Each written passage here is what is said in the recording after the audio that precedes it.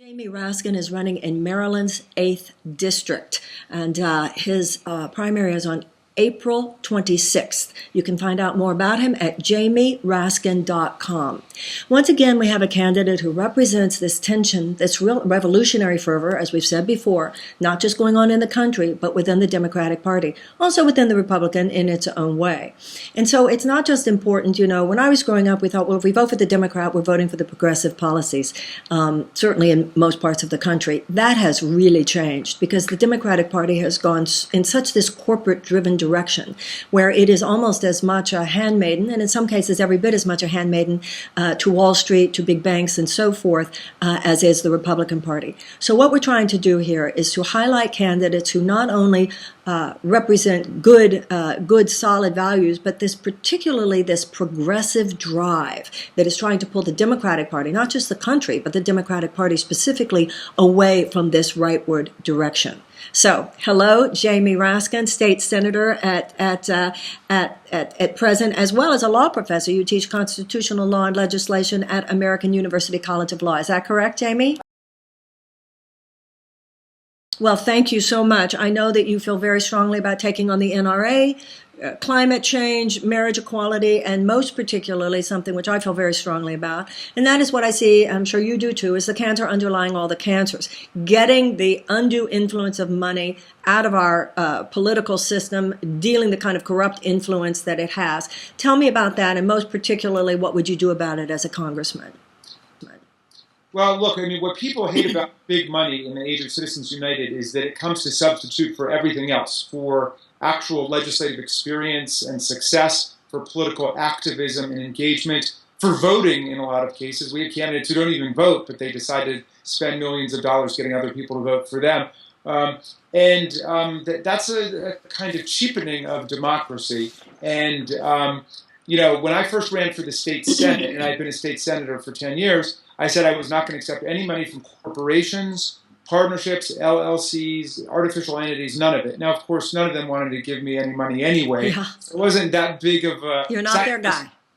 But it has given me the independence in office to fight for the common good and the public interest against the corporate agendas, which are constantly insinuating themselves into our political life. And in this campaign, I'm certainly the only candidate in my race, and I think I may be the only candidate in America, but I'm hoping that lots will pick up what I'm doing. I'm saying I'm taking no money from big oil, big gas, or big coal because we need to break from the carbon barons and break from the carbon paradigm and move into the renewable energy future. We need to save humanity.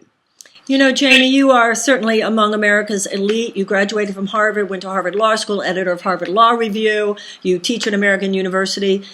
Someone like yourself really interests me because I think that there is this, we paint all politicians with a broad brush. And I think that you are an example of someone who clearly, quote unquote, doesn't need to be doing this.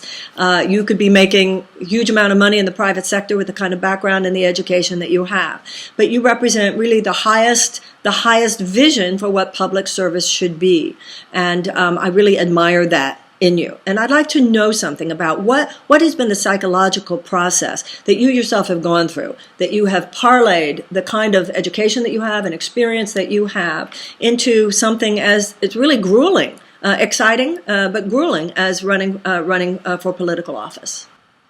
Well, thank you for saying those things. I love politics. I love being in a public office where I can represent people, and I give all of my constituents my cell phone number. We just went through a big snowstorm here, and I was out trying to make sure that people's roads were getting cleared, and I was out, working at the homeless shelter one night, handing out food. And for me, this is what gives me joy and pleasure. I, have never had much interest in making money as a corporate lawyer, and I know people who do that, and it's not necessarily dishonorable work anyway. But I love the public service I've been able to do. When I first announced that I was getting into politics, I made an announcement of everything that I wanted to do going to the Senate. And you got to understand, I was running against a 32-year incumbent who was president pro tem of the Maryland Senate. Wow. He said, one, it's impossible. You cannot beat a 32-year incumbent who's the boss of our political machine here.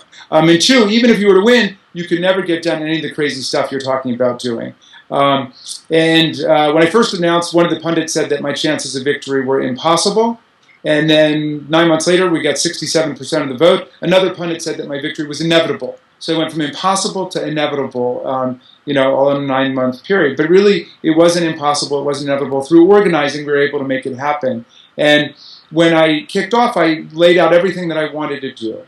So it was like abolish the death penalty, restore voting rights for the ex-felons, strong environmental legislation to clean up the Chesapeake Bay, confront global warming and climate change in a serious way, marriage equality, and on and on. And the woman came up to me after I gave my speech, and she said, Jamie, I love your speech, great speech, but one thing is, take out all that stuff about gay marriage, because it's never going to happen. This was just 10 years ago. And she said, it won't happen, even the gay candidates aren't talking about it, and it makes you sound like you're really extreme, like you're not in the political center. And I kind of smiled and I said, well, now that you put it like that, what I recognize is that it's not my ambition to be in the political center, because the political center moves around. It's my ambition to be in the moral center. And our job as progressives is to find what's right and bring the political center to us. And that's what's exciting. That's what's gratifying about being in progressive politics. It's making things change. And so we've seen extraordinary changes in Maryland. We abolished the death penalty. We passed marriage equality. We restored voting rights for the ex-felons. We passed the toughest gun safety law in America, and I introduced a ban on military-style assault weapons. We stood down the NRA, and we got it done.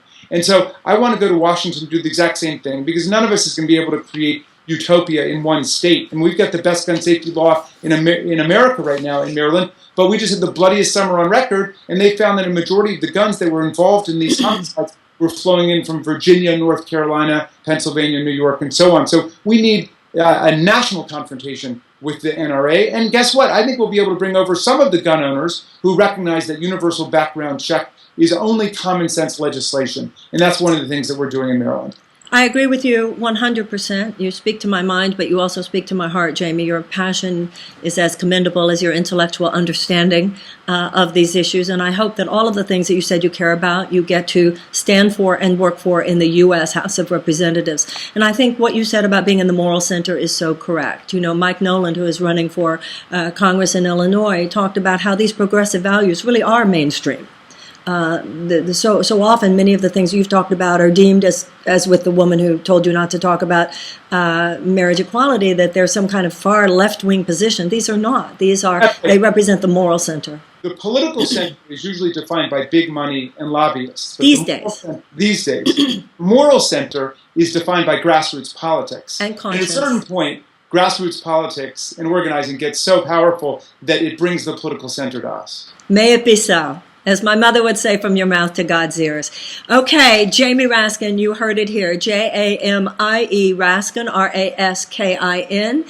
He is running for Maryland's 8th District. His primary is April 26th. We've got to hurry in helping this one. It's JamieRaskin.com. Has a big primary, 8 candidates. Did I cover it all, Jamie? Let me just say one more thing. Yes. First of all, everybody's invited to come on out to Maryland's 8th Congressional District. Let me know if you're going to be in Washington or Baltimore. You're right nearby us in Montgomery County, Frederick County, and Carroll County. We have more individual donations than any congressional campaign in America that's not an incumbent, and more than the vast majority of incumbents even. One of the people I'm running against has more corporate PAC money than any non-incumbent running for Congress in America. So I'm really up against the power of big money. If you're all of your fans and followers can go to my website, check it out, and give something and become part of the movement here. Yeah, I know one of the congressional candidates on the summit has a program where people even from outside of the state can help you in terms of your calling. So you might want to think about introducing something like that. I don't know if that would be of value to you.